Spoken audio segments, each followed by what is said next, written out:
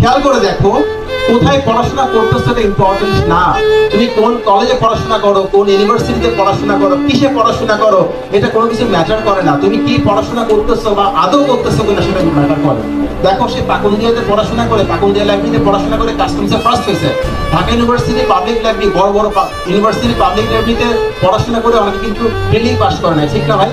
So তুমি কি পড়াশোনা করতেছো সেটা হচ্ছে ইম্পর্টেন্ট। তুমি গুরুদয়ালে পড়াশোনা করো নাকি ঢাকা ভার্সিটিতে পড়ো নাকি কুয়েটে পড়ো, এটা দিয়ে কিন্তু চাকরি হয় না। ন্যাশনাল ভার্সিটি থেকে সাফল্যের হারটা অনেক বেশি। বিভিন্ন ক্যাডারে বিভিন্ন সময় ফার্স্ট সেকেন্ড হয়েছে, খোঁজগুলো নাও। এই ধরনের আজেবাজে লোকের কথা, তোমার যে বন্ধু ঢাকা ভার্সিটিতে পড়ছে সে একটা ভাব নিয়ে চলে। ও ভাব নিয়ে কেন চলে জানো? তুমি ওকে ভাব নিতে দাও বলে। তোমার কে বলছো ফোনটা রিসিভ করার জন্য? তোমার কাজ নেই। আমি রিসিভ করি না ভাই, এখনো করি না। ওই হারবার্ডে পড়ছে, হু কেয়ার্স? ও আমার খাওয়াই না পড়াই, ও হারবার্ডে পড়ছে, আমার কি এসে যায়? আমার বুদ্ধি দিয়ে আমি খাই পড়ি। সো তার সাথে এত পাত্তা দেওয়ার তো দরকার নাই।